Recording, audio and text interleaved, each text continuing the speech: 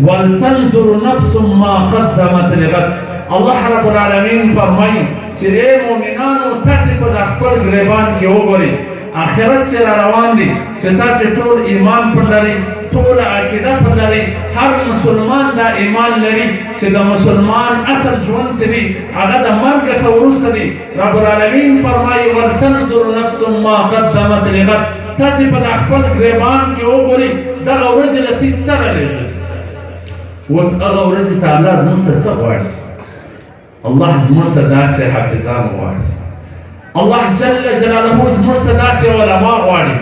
الله زموږ څخه داسې قرآ غواړي. الله زموږ څخه داسې مدارس غواړي. الله زموږ څخه د دین مرکزونه غواړي. الله زموږ څخه د دین خدمت غواړي. داسې بل څه خو نشته چې کوم تا ته په قبر کې ګټه ورسوي، کوم تا ته په آخرت کې ګټه ورسوي چې هغه تا د مرګ د مخه لېږلې وي، لیکن په بده مرغه په بده بدنصیبي او بدبختي پر موږ باندې دا راغله چې زموږ د مرګ د مخه و مرګ ته تیاري ډېره کمه وي. په زرګونو کې په یو کور کې داسې حافظان پیدا شي، په زرګونو کې د قرآن پیدا شي، په زرګونو کې داسې کسان پیدا شي چې هغه د مدارسو سره تعاون او د مدارسو سره مدد وکړي خپل آخرت ته جوړ. ځکه دا زموږ اعمال موږ ته دا راشي. صحابه کرام رضی الله عنهم اجمعین چې کله آخرت ته د مرګ د مخه څه لېږل د الله پر دې آیات باندې عمل کړی و، هغو ته په دنیا کې د ټولو څخه محبوبه شی مرګ و. ځکه صحابه کرام رضی الله عنهم اجمعین ته د مرګ څخه زیات خوښ یو شی نه و. ځکه د الله پیغمبر فرمایلی و چې تحفة المؤمن الموت، چې د مؤمن دپاره ښه تحفه چې دا هم مرګ.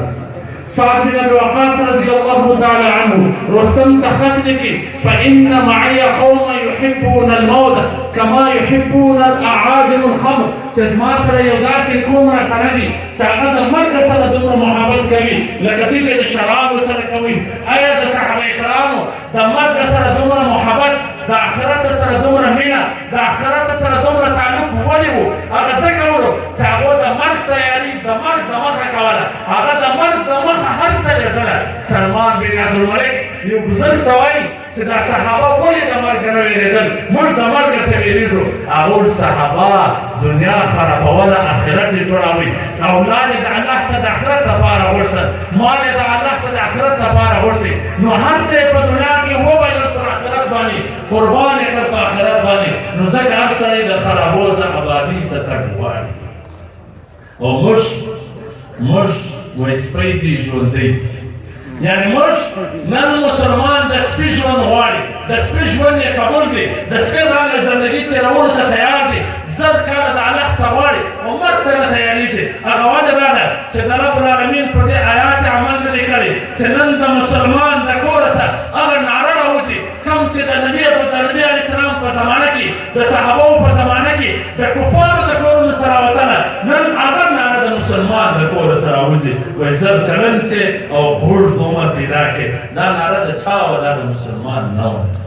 کله چې د یهودیانو د عیسایانو زه د قرآن په رڼا کې درته ګایږم، یهودیانو عیسایانو دا وویله لن تمسنا النار الا ایاما معدوده، چې جنتونه زموږ دي، موږ نیکهګان انبیا تېر سوي دي، اولیا تېر سوي دي، بزرګان تېر سوي دي، هغه به موږ جنتونو ته بیایي. الله رب العالمین د طرفه څخه ورته چلنج راځي تمنوا الموت ان کنتم صادقین. که واقعي جنت ستی وي، آخرت ستی وي، هغه نعمتونه ستی وي، د مرګ تمنا وکړي چې مرګ دله راشي، د دنیا د ستړي ژوند نه څخه خلاص یې، کله مرګ کله خندا، کله ژړا، کله غم، کله شادي، کله یخ، کله ګرمي، کله مور، کله مسکین، کله یو حال، کله بل حال، د دې څخه خلاص یې هغه جنت ته به ولاړ شي چې د کوم جنت دعوت ته کوي. لیکن هغه دروغجن و د الله څه فرمایي ولن یتمنونه ابدا بما قدمت ایدیهم. هېڅکله به دا خلک د مرګ تمنا ونه کړي. والله علیم بالظالمین. ځکه دا ظالمان خلک دي، دوی ظلم کړی دي، دوی چې کوم څه آخرت ته رالیږلي دي هغه څه یې بېروي. الله فرمایي ولتجدنهم احرص الناس على حیات ومن الذین اشرکوا یود احدهم لو یعمر 1000 سنه. الله وایي د دې څخه هر یو دا غواړي چې زما دې 1000 کاله عمر شي. د دنیا د ژوند حارسان دي وما هو بمزحزحه من العذاب ان يعمر. الله وایي د دې د عمر زیاتوالی دي د عذاب څخه نشي خلاصولی. نن هغه ناره د مسلمان د کوره ده، هغه ناره د مسلمان د کوره ده. کومه ناره چې د کفر سره وتله، کوم اواز چې د یهودیانو د کورونو سره وتې، کوم اواز ساتي نن هغه आवाज د مسلمان د کور راوځي هغه وجه دا ده چې مسلمان په دغه آیات باندې عمل نه وکړي چې الله فرمایي اے مؤمنه آخرت ته سره ورشه آخرت ته څه نشل کېږي حافظان جوړ کړه قاران جوړ کړه د دین دپاره کار وکړه د دین دپاره خدمت وکړه ځکه الله فرمایي ان الله اشترى من المؤمنين انفسهم واموالهم بان لهم الجنه چې ما ستا مال او ځان اخیستی دي په بدله کې د جنت ته به دای کارونه کوې چې د جنتي کارونه وي ته به دای کارونه کوې چې رب جنت به درکوي ته به دای اعمال کوې چې آخرت درته ښایسته کړي لیکن موږ هغه اعمال کوو چې په دنیا کې څه نه وو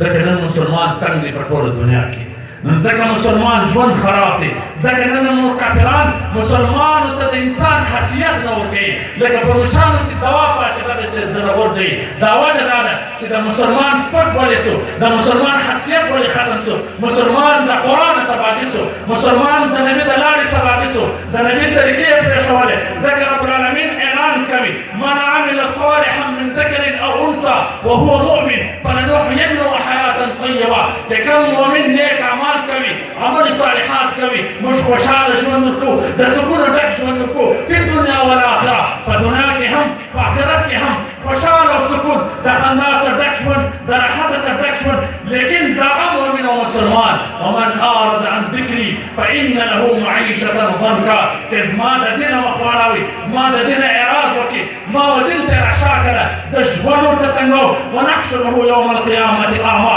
صرف په دنیا کې ژوند نه د قیامت په ورځ به هم لوند راپورته کوم دی به وایي چې قال ربي لم حشرتني اعما وقد كنت بصيرا ما خو په دنیا کې په سترګو لیدل یا رب زه دې ولې لوند راپورته کړم الله به ورته وفرمایي قال كذلك اتتك آیاتنا فنسیتها وكذلك اليوم تنسى تا زما دین یې کړي زما قرآن دې یې کړي زما د دینه سبا اخیستولې تا اعراض وکړي تا مخ واړوئ تا شا په راوګرځوله نو څنګه چې تا زما دین ته شا کړې وله نن مې دغسې ته لوند راپورته کړی تا په دنیا کې سترګې پټې کړې ولې تا پر مدرسه سترګې پټې ولې تا پر مجاهد سترګې پټې ولې تا د قرآن پر حافظانو سترګې پټې ولې تا د مدرسې پر طالبانو سترګې پټې ولې تا د مدرسې پر در دیوال سترګې پټې ولې تا د کلي پر غریب او مسکین باندې سترګې پټې ولې تا پر یتیمانو پر کونډانو سترګې پټې ولې تا سترګې پټې کړې وې نو نن مې دغسې ړوند راپورته کړې لکه په دنیا کې دې سترګې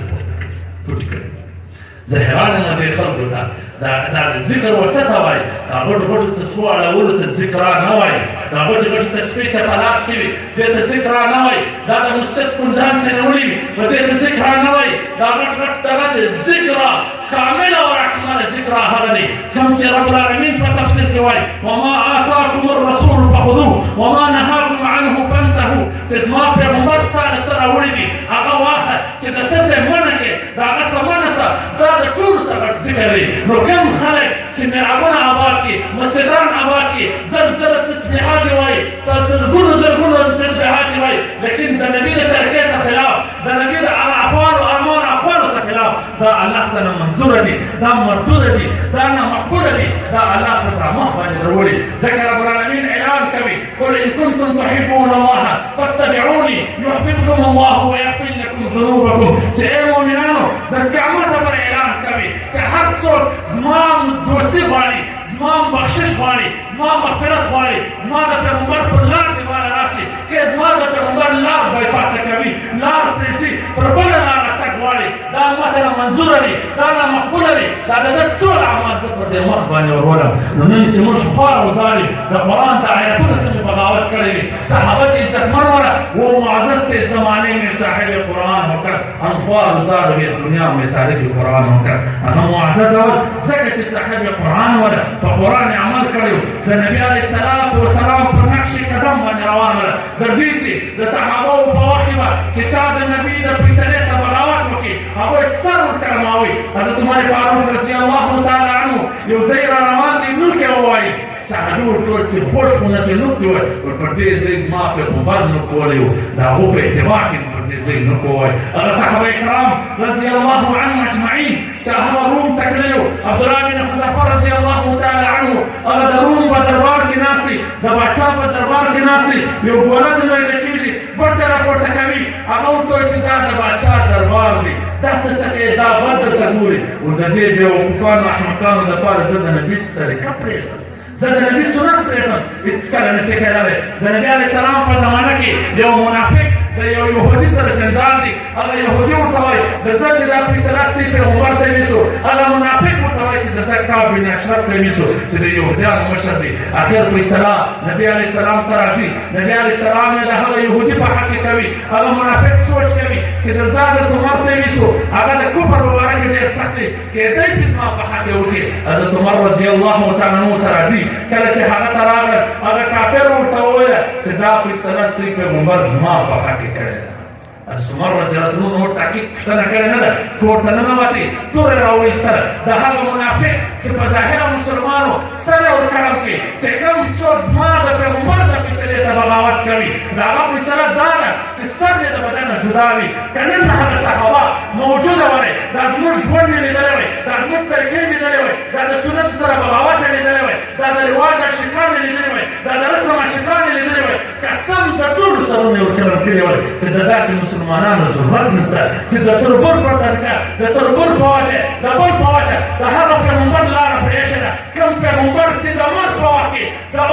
امتي نارې ولې کوم پیغمبر چې ستا دپاره د بدر په میدانونو کې د احد په میدانونو کې د خندق په میدانونو کې ټوله صحابه زوړونه یتیمان اولادونه یتیمان هغه زنانې کونډانې کړې د وینو اوبه یې وړې تا ته دین راورسوې نن ته دومره بېوفا وختې دومره جفاکاره وختې چې د نبي د طریقې نوم راځي د نبي د سنتو ځای راځي ته به زما تربور به څه وایي زما بل به څه وایي ابل به څه وایي نه شاباش پر تا باندې نه شاباش ستا پر تربور باندې چې تا د هغه پیغمبر د سنتو سره بغاوت د تربور په خاطر وکړي د کلیوال په خاطر دې وکړي د بل سپېټولي په خاطر دې وکړي چې هغه به څه وایي زه څنګه دا سنت راژوندی خلک به څه وایي نسك على فأذاق الله لباس الجوع والخوف بما كانوا يصنعون الله پر کفر پر دغه مؤمنانو مسلمانانو چې د نبي د صحابانو د لارو سره بغاوت وکړي الله وړه پر مسلات کړه ډېره پر مسلات کړه نن یې د خلکو حواله کړه د تربور یې حواله کړه پر یو قدم ځکه دې مړه کوي پر یو موټرسایکل دې مړه کوي پر یو موبایل دې مړه کوي دا وجه دا ده چې تا د هغه صحابو سره بېوفایي وکړه الله ته د نورو حواله کړې ورشه کوه مزې کوه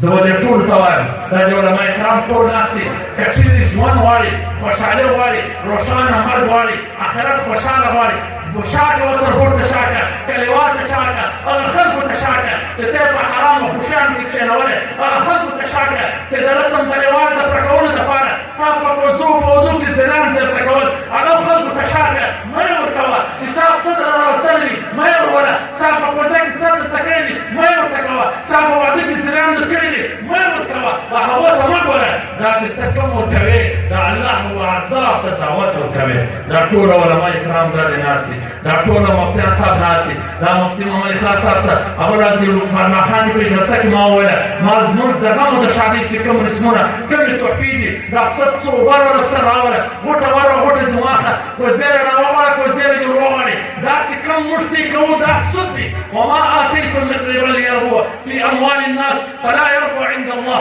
دا الله جل جلاله فرمان دي چې ته یو چا ته یو مال ورکوې چې خپل مال په ډېروې دا سود دي معرف القرآن کې مفتي محمد شفیع عثماني صاحب د دې په تفسیر کې لیکي چې زموږ د غمو د شادۍ چې کومې تحفې دي دا ټوله سود دي ته ثواب ورغواړې ته جنت ورغواړې ته آخرت ګټل ورغواړې ته د قرآن لرې ته د نبي د طریقې لرې ته د صحابو سره لرې پر خپل مزاج پر خپل طبیعت چې دین روان کړی وي مولوي تا ته څه نشي ویلی ته جواب ورکړې که یوه خبره درته ورکړه ته د پنجپیرو د وابي ټاپه ولګوې تا ته څوک قرآن نشي ویلی تا ته څوک حدیث نشي ویلی ستا د وجې سره نن قرآن شاته دی نن حدیث شاته دی که زه تا د قرآن ښکاره کړم زه تا د حدیث ښکاره کړم زه تا د حقیقت ښکاره کړم ته ما په وهمیت تورې ته ما په پنجپیرت تروې زه په ډاګه دا ټوله مولویان باندې ناست دي راولاړ دي سي د مفتي شفیع عثماني صاحب د دې خبرې جواب دې وکړي چې کوم خلک په کوزو په اودو کې تحفې سره ورکوي دا سود دي سود دي د الله عذاب د دعوت دی د الله سره اعلان اعلان جنګ ورته کوي پر هغه ځای مو راواسې عربي تفاصیل یې ولې وکتل په هغه کې هم د هغه لیکلي ورکوم چې مفتي شفیع عثماني صاحب ځکه دا خو د هغه لپاره دي نه چې چا ته پسه وروړه دی یې تا نه راوړي ته بیا وروړه ته یو چا ته په کوزه کې په کوزه واده کې ست مور ته ورکړې دی تا ته وکړي دا د ښځو کارونه دي دا غوټه بیسه غوټه راوړه کالي وروه دا چې تا ته کالي نه کېده ته د هغه کوره څه دغې راووځه نو هغه کار کول چې کوم ته ورته د هغه سره د زیاتوالي تمه لرې پر دې الله تا ته ثواب نه درکوي نہ خدا ہی میرا نہ مثال سنم نہ ادھر کے رہے نہ ادھر کے رہے نہ جو خدا پیدا کی نہ جو دوست پیدا کی نہ نہ اخلاص والے دنیا میں ہم تباہ کر مال نے ہم خرق کی مال ہر کوئی جواب والا تو کبھی دا کم خلق دا کم بدبخت تجاران دا د پیسو په نشو کې ډوب تجاران چې د کوزي او د ودونو پر ځای زرګونه زره ورسوي زرام زره ورسوي لیکن د مدرسې پر ځای د داسې د ګلاني حافظانو پر ځای د غریب او د مسکین پر ځای د اسمان دا بله خوا درته څټي دا به ټوله د قیامت په ورځ الله ته جواب ورکوي الله به د حساب کتاب ځینې اخلي چې تا ته پیسې ما د دې لپاره درکړې وې چې ته په معاشره کې نکاح ګرانې کړه تا ته پیسې ما د دې لپاره درکړې وې چې ته حلاله نکاح ګرانې کړه هغه نکاح چې په دنیا کې د ټولو څخه غټ نعمت دی قرآن کې الله څه فرمایي الم نجعل الارض مهادا والجبال اوتادا د مځکې بغیر خو درېدلی نه شي الله به دې لپاره مځکه هواره کړې ده غرونه د مځکې تابع دي دویم د ټولو څخه غټ نعمت وخلقناکم ازواجا الله مو دې جوړه جوړه پیدا کړې دا ودونه دي دا هغه څه وروسته وجعلنا الليل لباسا وجعلنا النهار معاشا وجعلنا نومكم سباتا وجعلنا الليل لباسا وجعلنا النهار معاشا وبنينا فوقكم سبعا شدادا وجعلنا سراجا وهاجا وانزلنا من المعصرات ماء ثجاجا لنخرج به حبا ونباتا وجنات انفافا دا ټول نعمتونه که المرد که سپوږمۍ که دا اسمان دی او که دا ټولې هوا وي که دا هر څه دي دا ټول نعمتونه د واده څخه وروسته دي لیکن تا په رسم په رواج تا د تربور په خاطر هغه حلاله نکاح پر مسلمانانو دومره ګرانه کړې ده چې کله روژه راسي مدرسو والا دومره نه ګرځي مجاهدین دومره ګرد نه ګرځي لکه ستا ولور والا چې په کوټۍ کوټۍ باندې ننوځي او ګرځي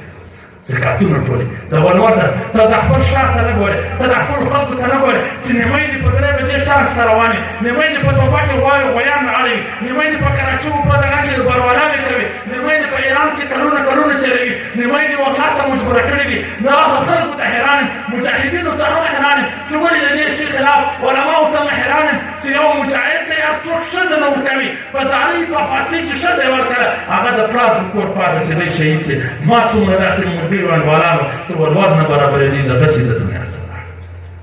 دا حاجیان صاحبان نه دي ته ورته وګوره اوس یې هر یو ته ګورې ته چې د دې ښار ملک دی دی دومره د زرینو لومې به تړلې وي لیکن د ده زوم عزت به په بازار کې نیلام وي دا هغه کوټې باندې ننوځه په دا کوټې باندې ووځه د علماو شمله دې په بازار کې ورټیټه کړه په مسجد کې به اعلانونه کوي چې زما واده په صاحب دی کور کور ته به ګرځي سړي سړي ته به ورځي لیکن چې کله د واده ورځ راسي د زکات د مردارو پیسو باندې ستا د لور ولور برابر شوی دی په دې زکات برابر شوی دی بیا نو د واده په ورځ شملې ته نور ور ورکړی وي راولاړ سه حاجي صاحب راووتله راولاړ سه حاجي صاحب لومبۍ وروتله لومبۍ خو دې ورټیټه کړه شمله خو دې ورټیټه کړه د ده ملا خو دې د خانانو د ملکانو په ګېټونو کې ورماته کړه د ده ملا ته په چشم ورټیټې شمله یې په چشم وروړې دی خو دې د درد درخوار کړي دی خو دې سلیله کړي دی دا ستا رسم رواج څه کړي ستا فرنیچر څه کړي ستا کوټبندان څه کړي ستا لوښ ګلدانان څه کوي ستا لور په داسې انداز کې څه کوي چې دی د عزت او شمله دې د بازار په کوڅو کې ورټیټه لیکن سوچ نه کوي یو نه کوي دا ټول خلک دلته دا دي ناست دي دا هر یو د رسم سبب کېږي لیکن د کور د ښځې د یوې د نکاح تاب نه لري د یوې د نکاح جواب نه لري دا یوه ښځه نسي ژړولی خبرې چې په بازار کې کښېني دومره غټ غټ خبرې کوي ته وایه چې امریکا ته ایستلې ده امریکا ته شکست ورکړی دی دا ټوله ښار د ده پر سره ولاړ دی لیکن چې کور ته راسي د یوې زنانې د یوې نکاح تاب د یو نه لري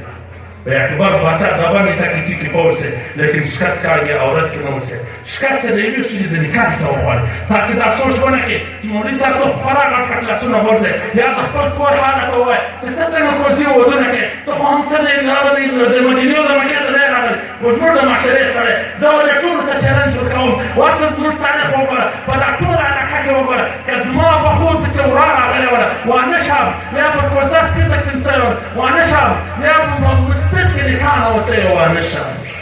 وسه دا ټول کور مې ژړولی دي دا ټوله کلیوان مې خوابدي کړي دي دا ټول خپلوان مې خوابدي کړي دي هغه راغلي دي چې تا څه په بدي کې ورکړې ده چې ته یې هلته ورولې ما په بدي کې نه ده ورکړې ما چې دا نکاح تړلې ده د پیغمبر پر طریقه مې تړلې ده زه د پیغمبر سنت راژوندی کوم هلته یې وکړه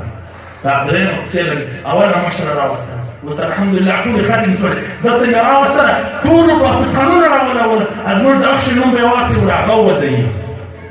جنت داسې اسانه نه دی لکه موږ چې ګټلی. خود به د سپي ژوند غواړي چې د یوې نکاح کتاب نه لري، خود به د سپي ژوند غواړي چې د نبي لار دې پرېښې ده، خود به د سپي ژوند غواړي چې د صحابو طریقې دې پرېښې دي. ته لږ همت وکړه، لږ جرأت وکړه، لږ کور وژړوه، لږ خلکو ته شا کړه، تربور ته شا کړه چې رب العالمین ستا څخه څومره راضي کېږي، څومره خوشحاله کېږي. د هېڅ چا ته مه ګوره. دا تربور صفو ابوطالب بې ایمانه د دنیا څخه ولاړې. دا ټول مفسرین ناست دي. ته پوښتنه ځینې وکړه چې دا د مکې مشرکانو چې بتپرستي کوله په څه وجه کوله؟ یو د بل په خاطر یې کوله. نن موږ ټول سنت پرېږدي یو د بل په خاطر. نو زه دا درته وایم عزتمنو، د مرګه څه د مخه د مرګ تیاري وکړي، د نبي پر لار باندې روان سي، د صحابو پر لار باندې روان سي. نقش قدم نبی کے ہے جنت کے راستے، اللہ سے ملاتے ہیں سنت کے راستے. چې د نبی پر نقش قدم باندې روان یې، الله به پیدا کړې، جنت به پیدا کړې. کله نبی د طریقې څخه واوښتې، ترسم نه مې رسي به کعبه عربي کیرو کې تو مې رویدي به ترکمنستان است. ما ته دا ویره ده چې ته به نه ورسېږې کعبې ته، ځکه پر کومه لار چې ته روان یې دا بیت الله ته نه تللی، دا ترکمنستان ته تللی ده. نو پر کومه لار چې مفتي نن روان یې دا بیت الله ته نه ده تللی، دا د صحابو لار نه ده، دا د نبي لار نه ده، دا یو د بل د بتپرستۍ لار ده، یو د بل د خاطرو لار ده، یو بل ته د کتلو لار ده، د آخرت لار نه ده. د آخرت لار ده چې ټوله قوم ته شا کړه، ټولو ښځې وژړوه، ټولې زنانې وژړوه، د نبي سنت را ژوندی کړه، د نبي سره وفا وکړه، د صحابو سره وفا وکړه، د سیمې پر راکې پر غریبانو مسکینانو باندې رحم وکړه، پر هغه زنانو باندې رحم وکړه چې ځواني د دیوالونو سره خانې شوې، پر هغه ځوانانو باندې رحم وکړه چې نن وغلا ته مجبوره دي. یو ځوان ښایسته ځوان د امریکایانو ټیلرانې اړول، زه ورله ما دا ته څه کوې؟ ویل یا به سر بیلوم یا به د سر ولور وګټم، پرېږده بس نور زه ژوند نه غواړم. ما ته څوک زکات کوټۍ مو ګرځېدي، هرې ونه چې به ورلې هغه ورته ولاړ څه ما ته د ستا غټ بلاوې ناستې، په هر کور کې ناستې، په هر قوم کې ناستې، په هر خاندان کې ناستې. نو لږ همت وکړئ، لږ جرأت وکړئ، لږ آخرت ته ګورئ. مرګونه داسې را روان دي، دا زموږ ته په ښار کې دا اوس څو ورځې دمخه ګینې په شپه ووایي، ګینې ځمکې ته نه و راغلی، دی وفات شو. نو مرګونه داسې را روان دي، د هېڅ چا خاطر مه کوئ، صرف د خپل دین خاطر وکړئ او مرګ ته تیاري ونیسئ. ځکه هغه عبدالرحمن بابا وایي ای عاقله غوږ ونیسه و ما ته، مرګی نه پرېږدي سړی خپلې رضا ته، د اجل سوره په تخت به دله راسي، ناګهانه به تعالی سې وایم تاک په ژوندونې ته به وبسه رحمانه، چې قیامت کې شرمنده نه سې مولا ته. و آخر کې زه بیا و دغه ماشومانو پلرونو ته مبارکي ورکوم چې داسې زامنان یې تیار کړه چې دوی مړه وي. الله دا دې فرمایلي دي چې ته یې راولېږه، دا دې ورولېږه نه، دا چې قرآن وایي دوی له به ثواب روان وي. دا ټول ناس خلک دي دا کوشش وکړي چې اولادونه حافظان کړي، که اولادونه نه لري د دا حافظانو دپاره چې په مدرسه کې تعاون وکړي، کمرې دې جوړې کړي، تالابونه دې جوړ کړي، نوره دې دا مدرسه ښایسته کړي. واخر دعوانا